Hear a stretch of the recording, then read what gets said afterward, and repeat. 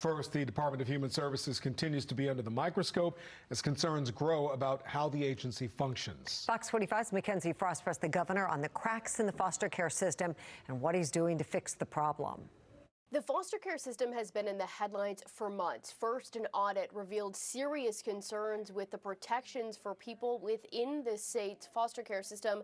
But then the problem grew exponentially following the death of a teen girl who was in the care of the state, who was found in a Baltimore City hotel. I know there's been a renewed push for the resignation or the replacement of Secretary Rafael Lopez of DHS, given the string of all of these problems that we have been talking about with the agency. You and I have talked about various other secretaries. We went through this with former Secretary Vincent Schiraldi. You stood by him for months, given all of the concerns. I've asked you about Secretary Lopez before. You have stood by him. If this isn't the breaking point for you to perhaps look at leadership changes when a child died in the state's custody, what is? Well, I look at the fact that since Secretary Lopez has been there, we've had a 60% decrease in the SNAP error rate. When Secretary Lopez first came on board, Maryland was ranked second in the country in terms of error rates.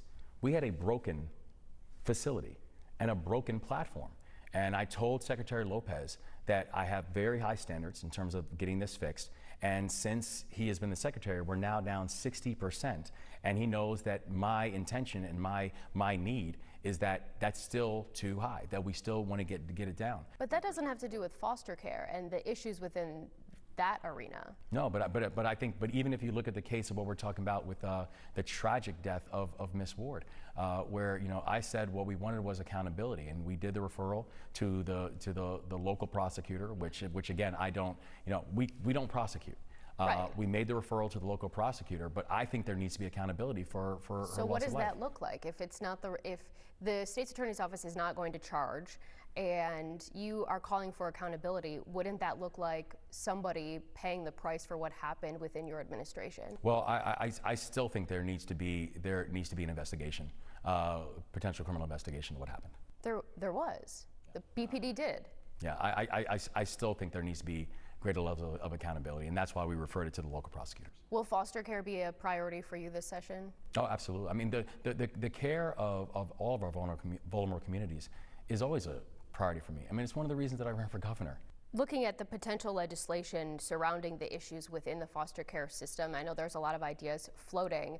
Are you going to introduce or push your own ideas for the foster care system reforms, or are you going to line up behind something that potentially will be introduced by somebody else? No, I think we're going to see what the General Assembly is helping to pull together. The legislation that I am going to push forward is really going to focus on three main mechanisms. One is making Maryland more affordable. The second is making Maryland more competitive.